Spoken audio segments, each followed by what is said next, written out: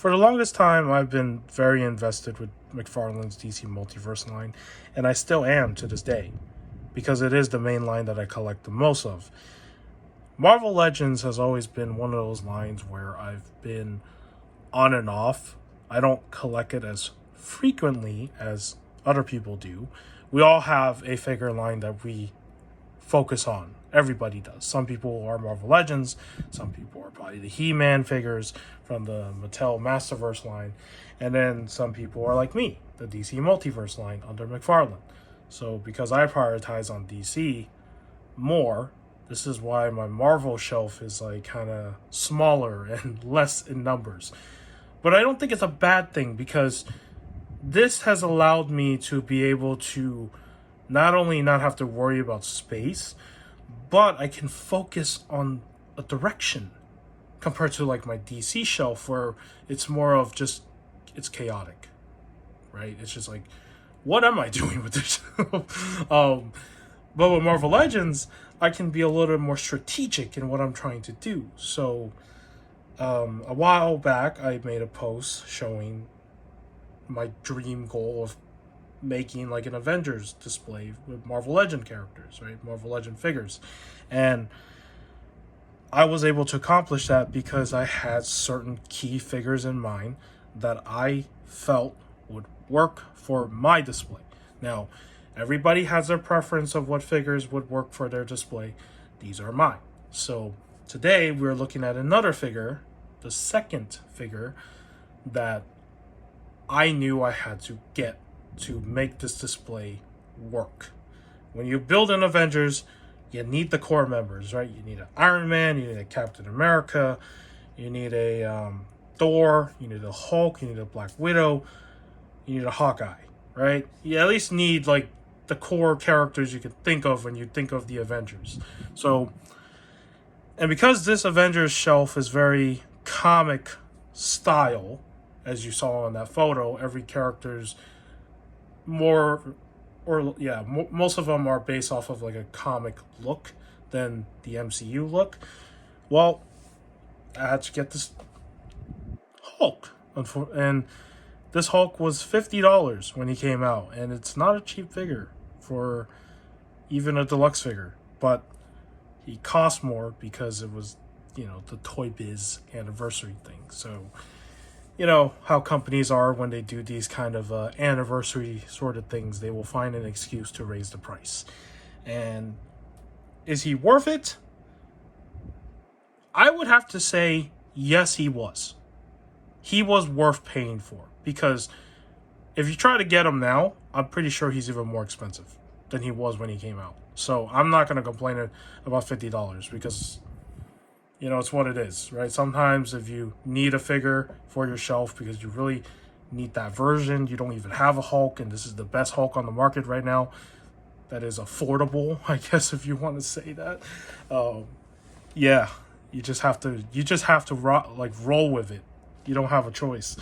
And in this case, I didn't really have a choice. I was like, well, either get this or pay double the price for that 2-pack for the 80th anniversary Hulk, which is not a good idea. So, and I thought about it, and then eventually I did get this Hulk, and here we are. The rest is history, let's just say. So, now what does this Hulk come with? Besides the nice retro style looking Toybiz package colors that they were trying to go for, right? He does come with a stand, like it's like another figure stand, and you have a backdrop photo of like a destroyed building or something. I don't remember what it was, but on the other side it shows, Hulk in the comic, right? Like a more older style comic art of Hulk. Now, I can't show that in this video because I don't remember where I put that display stand in that card art. So I apologize if I can't show that in this video, but if you search it up, you'll see the picture. However, his other accessories I do have, because I do keep them in the accessory bin. So let's go into accessories. He does come with 2 open hands, and that's pretty cool. So these are like for grabbing, right? So he does come with those 2 things. He also comes with a what looks like a drone head from a robot that he tore out. So you can have him holding it in his hand with these gripping hands. So there's that. And then he also has another head.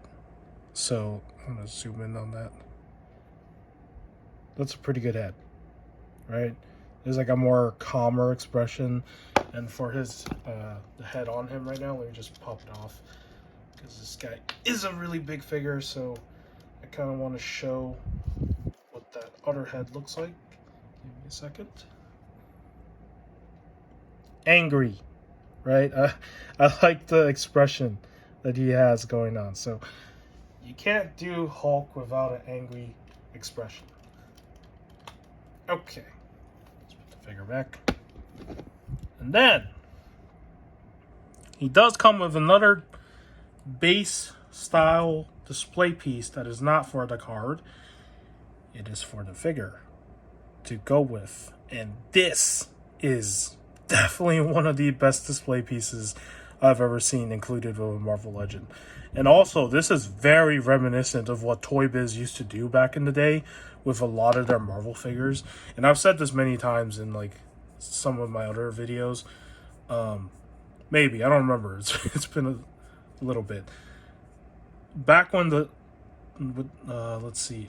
The Spider-Man Toybiz figures from the Sam Raimi Spider-Man movies, they all had these type of base or display pieces that are, you know, like a prop background piece made out of plastic that can go with the figure. So one example was the lamppost with the spider net that you can put Spider-Man on. That was from the, I believe, Spider-Man 2. I don't remember if it was Spider-Man 2 or Spider-Man 1, but it was a figure that I had growing up, and it came with something like that. I miss when action figures used to include those things, because nowadays they don't even include stuff like this, right? Like with DC Multiverse, if you want a base like this, you gotta spend like $40 on 2 figures just to get something remotely similar to this. But, you know, at least with Hasbro, this thing's a solid chunk of plastic, right? If you take a look at some of those 2-pack display stands from the DC Multiverse side of things, it's just a hollow, cheap piece of plastic, right? There's no what do you call it? A dimension to it. So, yeah, I miss when action figures came with those, and I still wish they do. But it just shows you that it doesn't matter if the prices have gone up. They will still give you the same amount of stuff that you usually get, but they're now asking you for more money. And it's just ridiculous sometimes. Like, it gives me a headache sometimes thinking about it. I'm like, how hard is it to just put something like this? I mean, if you're going to make us, pay more, I mean, at least put something like this in there. It doesn't always have to be the same piece like this, but I'm just saying this is an example of something they can include. But of course they don't. So, but I'm glad that with this Toybiz anniversary version, they did. So, thank God for that. All right. Now we can look at the figure. Let's take a look at Hulk himself. So, Hulk has a lot of, I would say the way they painted the green is very nice on this figure. I like the breakup between the lighter green and the darker green. As you can see, the green is kind of, similar to that green in the back with that picture of fire. So, yeah, I like that there is this lighter green on it. Now, on the back of him, however, it's only on the top part, and then the bottom and everything here doesn't have it, so that kind of sucks. But, mainly you're looking at him from the front, so that's why they focus on the front. His feet also have it. Let me see if I can show it better. Yeah, they have it on the top too, so there's a little bit of that going on with the feet. Let's pop off his fist hands. One of his fist hands. They also have it as well. So I like the color contrast that you're seeing with this figure, because it's very, very cool with how they're trying to break up the colors. But on camera, because this is like something I have to point out, his head, however, both heads do not have that. So It looks really weird from the top. In hand, it doesn't look as bad, but in the camera, you can see that it doesn't look so good, right? Like suddenly, it's just all dark green here in the center. Like it's almost like it's centered to be dark green, and it's all light green down here. So on camera, you can see how bad it looks. But if you have this figure in hand, it doesn't look that bad, like when you stare at it. But in the video, yeah, it's literally being pointed out right there as we go. So that is pretty much it when it comes to the green. As for his pants, they did apply a little bit of like this white sort of, you know, it's supposed to look like the pants have been ripped apart, right? Because when when he turns big, his pants expand, which I still don't even know how that works. I don't know. Let's not think about that. But yeah, so it uses a purple that is just the same purple throughout the whole pants. There's no shading or anything to break it up or give it contrast like the body. There are pieces on here that are sculpted, like these pockets are sculpted, but because the pants are all one paint color and they're very glossy, you might not even see these sculpted back pockets from afar. Like if you're looking from afar away, you probably won't notice, but if you look closer, they are there. So there's that. And on the front, he does have his zippers. They're sculpted too. So, and I do like the rip areas on the pants, like on the knee right here. So very nice indeed. As for articulation, let's get into that. He's a big guy, right? So his articulation is very simple. There is nothing too crazy going on with his arms, unfortunately. Because he doesn't have the clapping hands, right, to do the... I don't remember what that move is called. But you know when he slams his hand and there's like force that just blows everything away, right?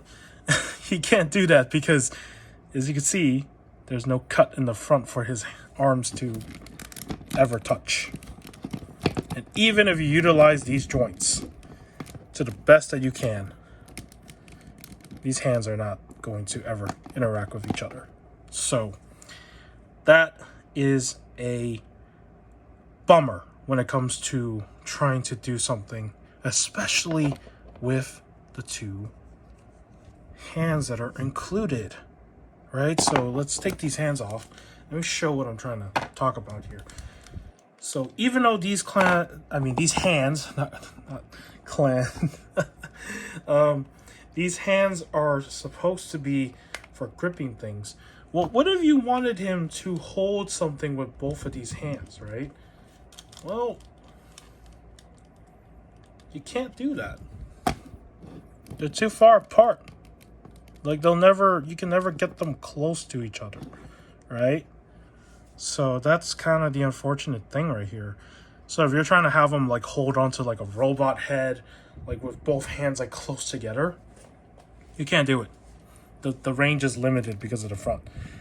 But if you want him to go all the way back, well, you can because the joint is all the way in the back. So the engineering on this part, I think, is not so good when it comes to the range of motion with how his arms can go all the way back and the limitations of how his arms can go to the front but never touch each other. So that is a bummer when it comes to the arms. As for his hands, his arms. As for his arm right here, this area, it's a single joint, so it goes kind of like not exactly all like 90 degrees, but he does have like a swivel here. He does have a swivel on top. He does have swivel here, and he does have the hinge peg combination, as you can see. So it's not a ball joint and hand combination like DC figures. So most Marvel Legends use this style. And it's the same thing on the other arm, right? Same articulation, nothing different. As for his head, you are not going to look up with this guy too much. You are going to be able to look down a little bit. You can turn his head side to side, but it looks really weird, right? From certain angles. He can tilt his head side to side a little bit. It works. And that's all his head can do. As for his torso, it can lean back a little bit. It can lean forward. I guess better than some Marvel. I don't know. At least he's not using that ugly hinge. So for an ab crunch, it's okay, right? As for his waist, oh yeah, here we go. Yeah, that's not a good looking waist, right? That rotation is very ugly with the way that they did this, which is kind of a running problem that I have with Marvel Legend figures. Is just the fact that they haven't found a way to decide to just maybe just cover it so it doesn't look weird. I think they should do something similar to how those how McFarlane has done the waist area for DC Multiverse, in my opinion, because if you have something to cover it, you won't see something like this, right? That's just my opinion. As for his legs, I didn't kick out about that much, not too much. He can do the splits, which is kind of crazy. He can also do double joint, kinda, which is still good. His feet have articulation as well. They do rock side to side, so that's good. He does have thigh cuts, which is also good, and on mine they're pretty tight and solid, so there's no looseness going on with them. And yeah, so his articulation is quite standard. As for comparisons, well, I don't have the Red Hulk because I failed to find our reissue Red Hulk, so we're not going to be able to compare that. But we can do some matching. Now, Hulk has a cousin called She-Hulk. So if you have this Hasbro exclusive She-Hulk, that's basically a repaint of the gray She-Hulk that came out with the Fantastic Four wave a while ago, a long time. I think it was like 4 years now. I think it's 4 years now. This figure can also work with this Hulk if you want to put these two together. In my opinion, it can work depending on how you see your display to work with whichever figure you like. But for me, I honestly think that this other She-Hulk that they recently put out goes best with him. So, yeah. It depends on your preference. If you like the more modern looking She-Hulk, you would go with that one. If you like the more retro, kind of classic vibe looking She-Hulk, you would go with this She-Hulk. So, for me, I'm definitely going to go with the She-Hulk because I like the green. It's very bright. And then it also works with this one. The green on this one is very, it's not a bad green, but it just doesn't feel like it would fit with this older, kind of more, I don't know, classic vibe Hulk that I'm getting from the design of this Hulk. So, yeah. So, in the end of the day, it's all about preference and what you want on your shelf. And with that, that will end this review. If you found this review informative, if you like the way I do my reviews, give this video a like. If you want to sub to my channel, you can also subscribe. You don't have to. In the end of the day, I do this all for fun.